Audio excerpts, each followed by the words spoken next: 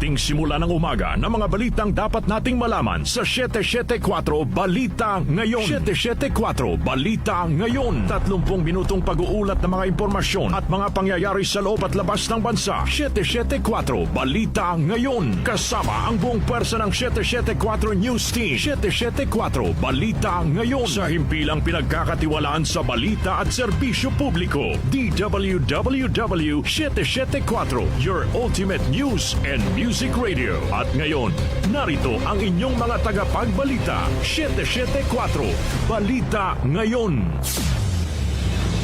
774 Balita Ngayon. Magandang umaga, Luzon, Visayas at Mindanao. Ngayon po ay araw ng Huwebes, September 11, 2025. Narito na ang 774 Balita Ngayon. 774 Balita Ngayon. At sa ating pong mga headlines. South Korea, pinatigil umano ang 28 billion pesos loan sa Pilipinas dahil sa issue ng korupsyon. Department of Finance itinangging may ganitong loan ng Pilipinas sa South Korea. Dating Bulacan Assistant District Engineer Bryce Hernandez na ilipat na sa Pasay City Jail.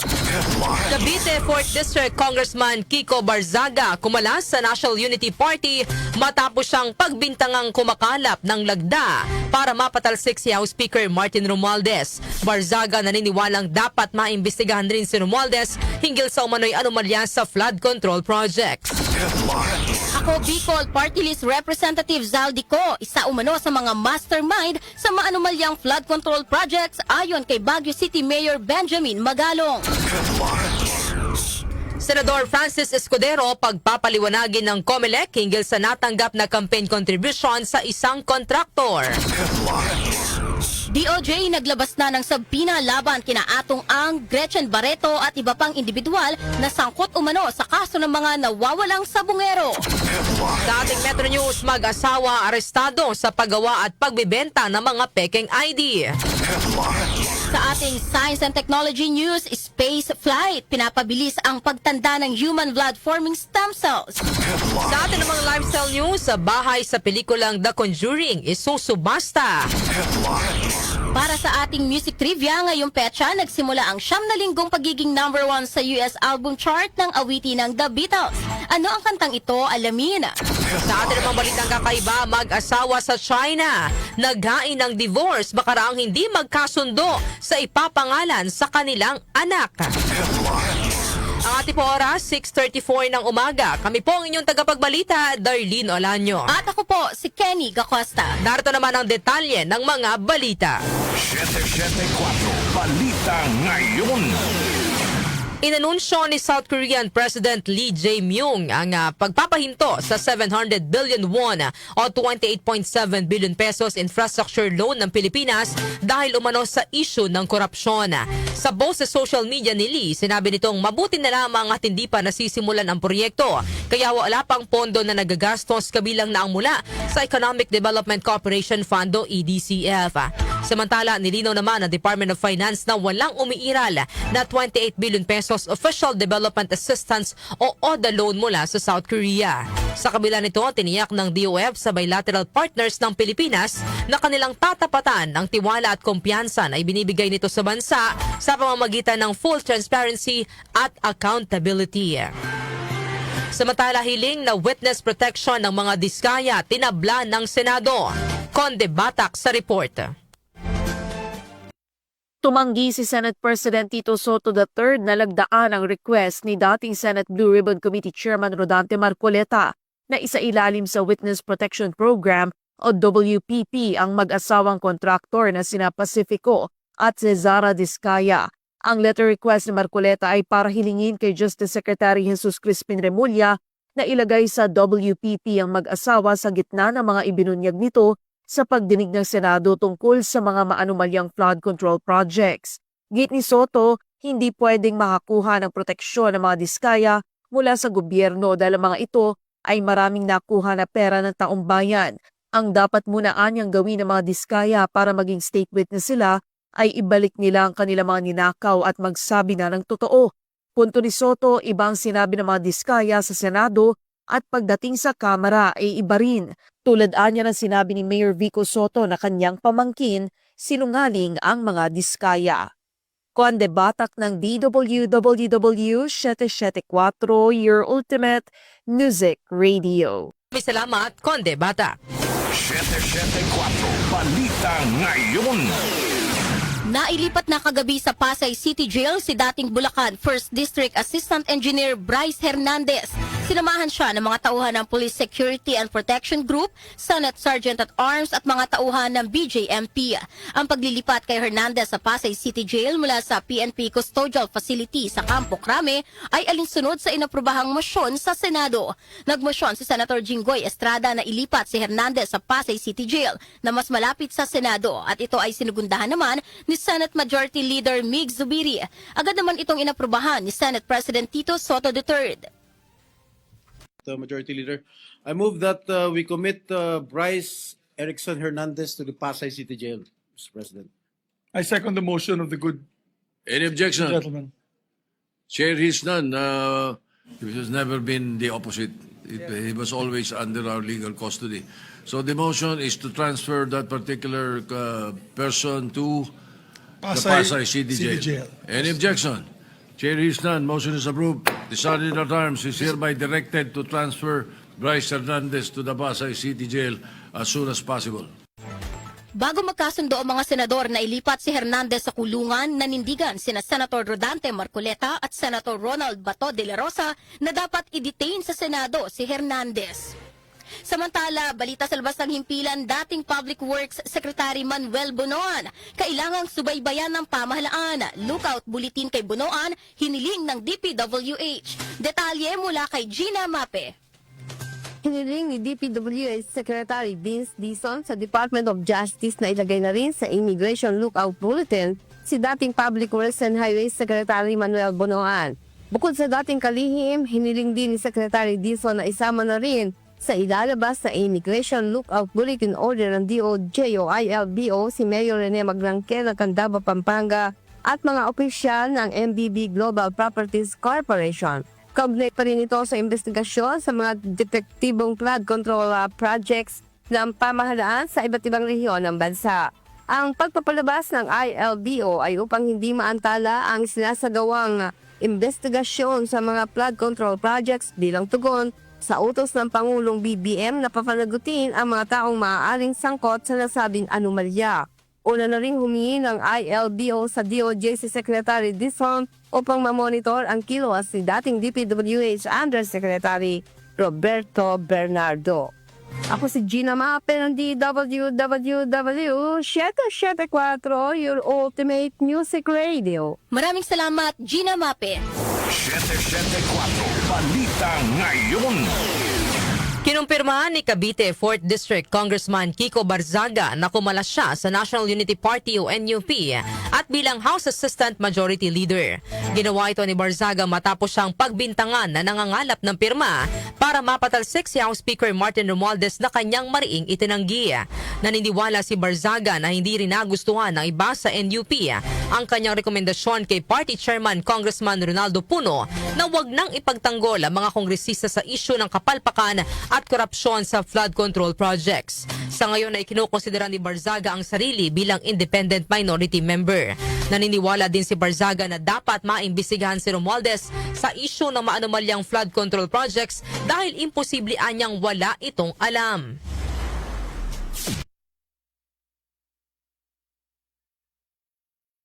First person to be investigated is House Speaker Martin Romualdez. Why? Bakit po? Because he's now Speaker. I have some personal knowledge. Can you elaborate, sir? I will not be elaborating that yet. But I'd like for Speaker Romualdez to be speaking in the... I'd like Speaker Romualdez to also be involved in the DPWH hearings. I'm saying that it's very unlikely for the Speaker to have no involvement in such a large issue. 4th District Congressman Kiko Barzaga. Samantala kumalat na impormasyong magbibitiw si House Speaker Martin Romualdez, hindi totoo. Narito po ang report ni Grace Mariano. Hindi totoo ang kumalat na impormasyon na magbibitiw bilang House Speaker si late Representative Ferdinand Martin Romualdez. Ito ang binigyang diin ni dating Surigao del Norte Representative Robert Ace Barbers na ngayon ay tagapagsalita ni Speaker Romualdez. Ayon kay Barbers, walang rason para mag-resign si Romualdez lalo't nananatiling matibay ang suporta para sa kanyang liderato ng mayorya ng mga kongresista. Bunsod nito binigyan din ni Barbers na wala ring plano para palitan ang liderato ng Kamara. Walang plano mag-resign, walang planong pagtatanggal at wala ring plano na magkaroon ng palit ng liderato dito sa mababang kapuluran. Hanggang ngayon nananatili ang mayorya ng membro ng Kamara na sumusuporta sa programa at sa liderato ni Speaker Martin Romualdez. Yan po ang pahayag ni dating Representative Robert Ace Barbers. Ito si Grace Mariano para sa DWWW 774, your ultimate music radio. Maraming salamat, Grace Mariano. 774 Balita Ngayon. Samantala, tinukoy ni Baguio City Mayor Benjamin Magalong si Ako Bicol Party List Representative Zaldico na isa umano sa mga mastermind sa maanumalyang flood control projects sa bansa. Sa kapihan sa Manila Hotel, kwestiyon ni Magalong kung bakit takot na takot pangalanan si Ko bilang isa sa mga mastermind. Giit niya, hindi dapat matakot ang sinuman na tukuyin at panagutin ang mga sangkot sa kontrobersiya. Pero sinabi rin ni Magalong na posibleng mayroon pang mas mataas kay Ko na tunay na utak ng anomalya. Wala kaduda-duda naman eh. Marami sa kanila involved. No? Walang kaduda-duda yan. Ito nga, hirap na hirap silang banggitin pa yung isa sa mga mastermind nila dyan, si Saldico, hirap na hirap pa silang banggitin. For some reason, hindi ko rin alam kung bakit takot na takot. Ibig sabihin, it's a public knowledge inside Congress kung gaano ka-powerful yung tao na yan. No? But why is it that they're afraid to mention his name? Nilabas namang pahayag ni Ko, pinabulaanan nito ang akusasyon ni Magalong. Sinabi ni Ko na ikinagulat niya ang pagdawit ni Magalong sa kanyang pangalan sa anomalya sa flood control projects. Ngunit hindi naman anya tinukoy ng alkalde kung ano ang eksaktong ginawa niya. Nababahala naman si Ko sa posibilidad na kasama si Magalong sa magiging kasapi ng independent body na mag-iimbestiga sa umano'y anomalya sa mga proyekto sa flood control. Ayon kay Ko, kung kabilang si Magalong sa independent body, duda siyang magkakaroon pa ng patas na investigasyon, gayong hindi pa man nagsisimula ang investigasyon ay nagsasalita na si Magalong at inaakusahan siya ng walang basihan. Samantala, Pilipinas hindi dapat magpakampante sa alyansa sa US ayon kay Pangulong Ferdinand Marcos Jr. Chanel Salazar sa detalye. Tiniyak ni Pangulong Ferdinand Marcos Jr. na hindi magpapabaya ang Pilipinas sa seguridad nito kahit may matibay na alyansa na ito sa Amerika. Sa Manila Strategy Forum, sinabi ng Pangulo na ang mga banta na kinakaharap ng bansa ay totoo at hindi basta-basta haka-haka. Kaya't kailangan magpatuloy ang Pilipinas sa pagbuo ng sarili nitong kakayahan upang maging mas epektibong kaalyado ng Amerika. Giit ng Pangulo, ang pagpapalakas ng seguridad ay nakaugnay din sa pagpapalakas ng ekonomiya dahil dito nakabatay ang pangmatagalang katatagan at oportunidad para sa mga Pilipino. Ibinahagi din ng Pangulo na nagkasundo sila ni US Secretary of Defense Pete Hegseth na palawakin pa ang Defense Industrial Cooperation ng dalawang bansa. Kasama rito ang produksyon ng unmanned systems, enerhiya at pagkukumpuni ng barko at eroplano. Ako si Chanel Salazar ng DWWW 774, your ultimate music radio.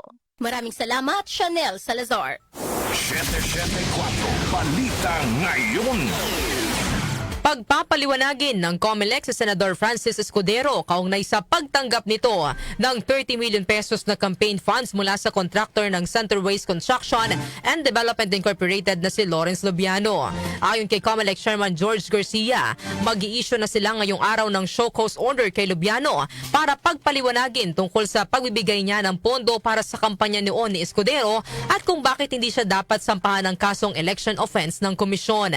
Sinabi ni Garcia na umamin na rin naman si Lubiano na nagbigay siya ng campaign funds kay Escudero kaya inuna na nila itong pagpaliwanagin.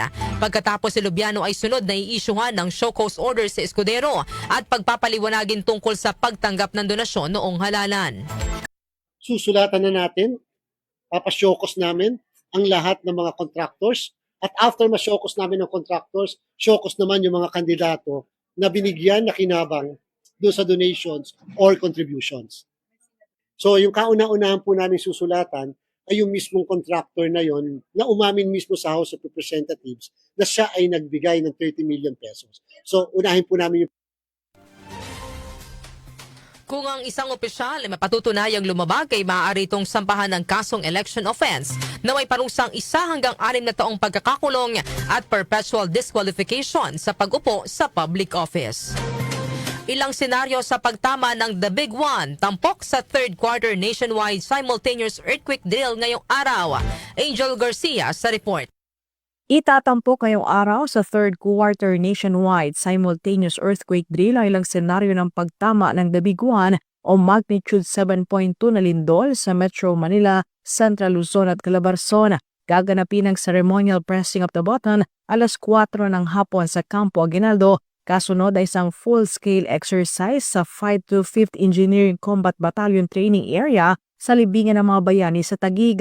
Makikilahok ang iba't ibang ahensya ng pamahalaan, LGUs, uniform services at mga organisasyon para subukin ang koordinasyon sa search and rescue, mass casualty management, logistics at communication response. Pangunahan ng drill, Defense Secretary at NDRMC Chairperson Gilberto Teodoro Jr. kasama ang opisyal at kawani ng DOST, DSWD, DILG, FIVOX at ASEAN Humanitarian Center.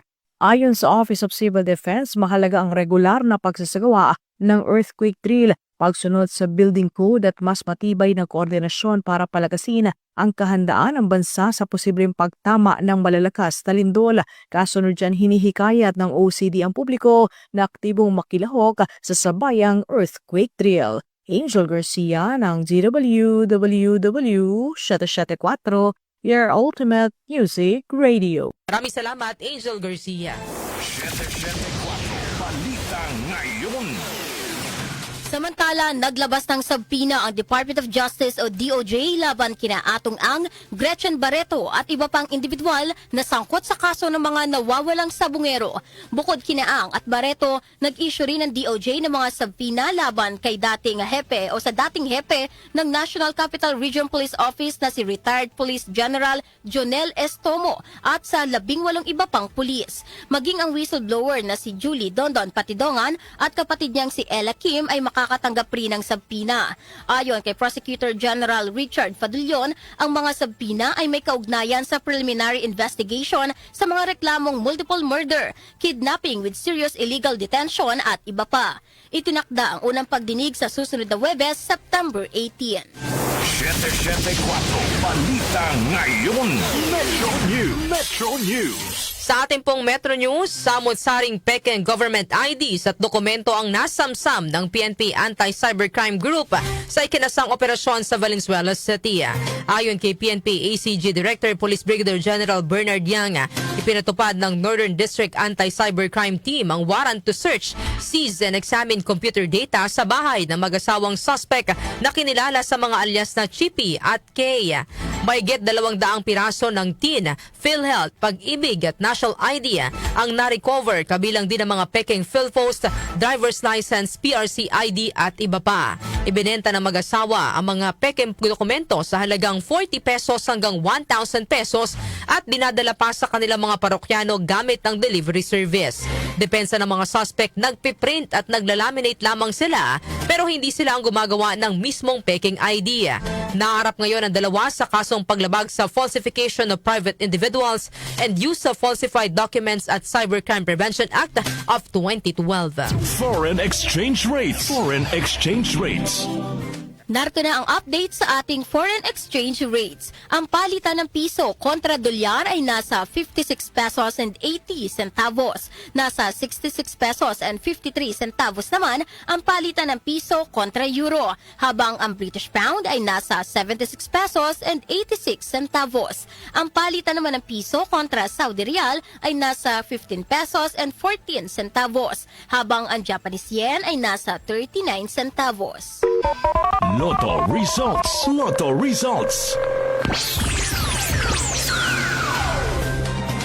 Sa atin namang Lotto result, update naman tayo sa resulta ng Lotto. Iatid po sa atin ni Jonah Bakiran. Jonah. Narito na ang mga lumabas na winning combinations sa Grand Lotto 655 na binola kagabi September 10. 52, 50, 8, 45, 4 at 48. Kung saan walang nanalo ng 139,842,746 pesos na premyo. Ang bola naman sa Mega Lotto 645 ay ang 3, 5, 20, 42, 31 at 38. Kung saan walang nanalo ng 23,856,257 pesos and 20 centavos na jackpot prize. Ako po si Jonah Bakira na nagsasabing wag lang umasa sa bola, tumaya sa buhay para maka-jackpot ka ng tagumpay. Maraming salamat, Jonah Bakiran. Science and Technology. Science and Technology. Para sa ating Science and Technology News, spaceflight. Pinapabilis ang pagtanda ng human blood-forming stem cells. Detalye ihahatid ni Rosemay Miranda. Natukoy ng bagong pag-aaral na kinasasangkutan ng mga sample mula sa SpaceX resupply mission sa International Space Station ang isang paraan kung paano nakakaapekto sa katawan ng tao ang spaceflight o paglipad patungo sa kalawakan. Nakasaad dito na pinapabilis ng spaceflight ang pagtanda ng mga blood-forming stem cell na mahalaga para sa kalusugan ng dugo at immune system. Ang mga siyentipiko ng pag-aaral na pinondohan ng NASA ay nagsagawa ng real-time monitoring sa mga stem cell mula sa bone marrow ng mga individual donor upang itrack ang mga pagbabagong naganap sa mga misyon na tumatagal ng 30 hanggang 45 araw noong December 2021, July 2022, November 2022 at March 2023 at ikinumpara nila ito sa mga sample na itinago sa Earth na ibinigay ng parehong mga donor. Nabatid na nawalan ang mga cell na ipinadala sa kalawakan ng ilan sa kanilang kakayahang bumuo ng bagong malulusog na cell, naging mas madaling masira ang DNA at nagpakita ng katibayan ng mas mabilis na pagtanda sa mga dulo ng kanilang mga chromosome na parang sinulid ang mga estruktura na nagdadala ng genetic information mula sa isang cell patungo sa isa pa. Iniuugnay ng mga researcher ang mga pagbabago sa mga kondisyon ng microgravity at pagtaas ng exposure sa radiation na naranasan sa spaceflight.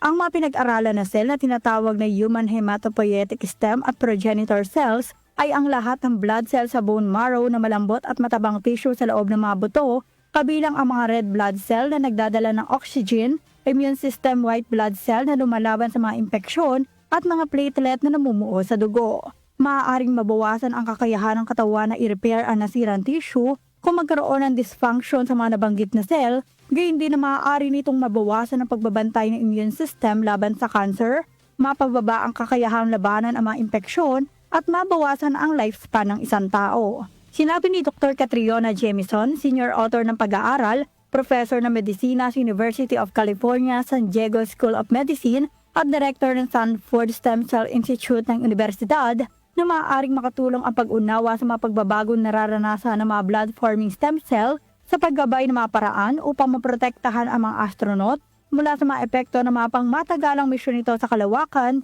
gayon din na makatulong sa pagmodelo ng human aging at diseases tulad ng cancer sa Earth. Manatiling may kaalaman sa agham at teknolohiya sa gitna ng pagiging moderno ng ating mundo. Ako si Rosemay Miranda ng DWWW 774, Ultimate Music Radio. Maraming salamat sa iyong Science and Technology News, Rosemay Miranda. Lifestyle News. Lifestyle News. Sa atin namang lifestyle news, bahay sa pelikulang The Conjuring, isusubasta. Detalye po ay ihatid ni Mika Fajardo. Inanunsyo ng JJ Manning Auctioneers na nakatakdang isubasta sa October 31 sa Halloween ng farmhouse na naging inspirasyon ng unang pelikula sa movie franchise na The Conjuring. Ang property na tinawag na The Conjuring House ay matatagpuan sa 1677 Round Top Road sa Burrillville, Rhode Island at inilarawan bilang isang antikong farmhouse na naging sikat para sa mga umunoy paranormal sightings at activities na nagaganap dito. Dagdag pa ng JJ Manning, i-anunsyo nila ang mga karagdagang tuntunin sa pagbebenta habang anumang mga anunsyo o pagbabago na ginawa sa auction block o kasama sa kasunduan sa pagbili ay mauuna kaysa sa mga naunang printed materials o oral statements. Sa pelikulang The Conjuring, iniimbestigahan ng mga paranormal investigator na sina Ed at Lorraine Warren ang bahay na pinaniniwalaang nagkaroon ng paranormal activities. Dito rin unang natagpuan ang possessed doll na nagngangalang Annabelle. Ang pelikulang ito ay batay sa totoong buhay ng mga Warrens na nagtatag ng New England Society for Psychic Research noong 1952 na magpahanggang ngayon ay nananatiling aktibo. Ako po si Mika Fajardo ng DWWW 774, Girl of the Make Music Radio. Maraming salamat, Mika Fajardo. Music Trivia. Music Trivia. Para sa ating music trivia, ngayong petsa na ito, September 11 taong 1965, nagsimula ang 9 na linggo sa pagiging number 1 sa US album chart ng awiting Help ng legendary English rock band na The Beatles. Ang Help ay nagsilbi rin bilang title song para sa 1965 film at bahagi ng soundtrack ng album ng banda. Nirelease ang Help bilang ikalawang single noong July 1965 sa ilalim ng Parlophone ng UK at Capitol Records ng US. Isinulat ito ng dalawa sa miyembro ng The Beatles na sina John Lennon at Paul McCartney. Sa isang panayam ng Rolling Stone magazine noong 1970, inihayag ni Lennon na ang Help ay isa sa kanyang mga paboritong awitin sa maraming The Beatles songs na kanyang isinulat para sa grupo. Ang Help ay naitala sa ika-29 sa 500 Greatest Songs of All Time ng Rolling Stone magazine noong 2004. Maliban sa US chart, nanguna rin ang Help sa ibang music charts sa ibang bansa noong 1965 gaya sa Australia, Canada top singles, UK singles at sa marami pang bansa. Balitang kakaiba. Sa atin namang balitang kakaiba, mag-asawa sa China naghain ng divorce makarang hindi magkasundo sa ipapangalan sa kanilang anak. Detalye po ng balitang kakaiba na yan, ihatid po sa atin ni Doc Justin. Magandang umaga, Doc Justin. Yes, good morning, Kenny at Carlin, mga kanyusit. Narito na ating balitang kakaiba ngayong araw na ito. Isang 1-year-old na bata sa Shanghai at China ang hanggang ngayon ay hindi pa naisyuhan ang birth certificate at napapabakunahan dahil hindi pa nagkakasundo ang kanyang mga magulang sa kung ano ang ipapangalan sa kanya. Ayon sa punong New Era People's Court, mayroon silang natanggap na divorce case mula sa isang mag-asawa na ikinasal noong 2023 at biniyayaan ang isang healthy baby boy na sumunod na taon o ng sumunod na taon. Nagsimula magkaproblema ang relasyon ng mag-asawa nang hindi sila magkasundo sa kung ano ang ipapangalan sa kanilang anak. Dahil magkaiba sila ng pangalan na gustong ibigay sa bata at wala sa kanila ang gustong magpatalo. Sinabi pa ng korte, magkahiwalay na nagpunta sa ospital ang mag-asawa upang subukang i-register ang bata sa gusto nilang pangalan pero nare-reject sila dahil sa hindi pagsunod sa regulasyon. Binigyan din ng korte na mahalaga ang birth medical certificate upang magkaroon ng legal identity ng bata. Kaya kung madidelay ang paglalabas din ito ng dahil lang sa personal conflicts na mag-asawa ay may kukonsidera itong paglabag sa karapatan ng bata at maaaring mapanagot ang parehong magulang. Ipinaalala rin ng korte na hindi maaaring gamitin ng mga magulang ang mga bata bilang bargaining chip sa emotional conflicts o hindi kaya gamitin ang kanilang hindi pagkakasundo upang makatakas sa responsibilidad bilang magulang. Nako, yan ang mahirap, no? Huwag naman sanang madamay ang bata dahil sa hindi pagkakasundoan ng itong magulang. So, yun talagang mahirap. Kailangan pag gusto mong maging magulang, panindigan ninyo, no? Kasi ang bata laging kawawa. Okay, kung ang problema kayo sa pangalan, gawin nyo lang inspirasyon si Roger at si Charis na ang kanilang anak ay naging Charger. Magandang umaga, joke. Ako si Doc Justin, just out ako. Thank you. Maraming salamat, Doc Justin, para sa ating balitang kakaiba. Thank you. At ito, Kenny, no, bago tayo magtapos sa ating balitaan, ibigay ko muna ang ating topic ngayong araw po ng Webes, September 11. Ito po ang ating katanungan, posible kayang mangyari sa Pilipinas ang protesta ng publiko sa Indonesia at Nepal laban sa mga tiwaling opisyal? Ayan, ipadala po ang inyong komento, ang inyong opinion sa ating text line 0929-321-8738 o kaya ay mag-comment sa ating Facebook Live at sa ating YouTube channel. Mamaya po, himay-himayin natin ang ating topic ngayong araw po ng Huwebes. Atin niyo pong narinig ang mga may init na balita ngayong araw po ng Huwebes, September 11, 2025. Kami po ang inyong tagapagbalita, Darlene Olanyo. At ako po si Kenny Gacosta. Napasa inyo ang 774 Balita Ngayon. 774 Balita Ngayon.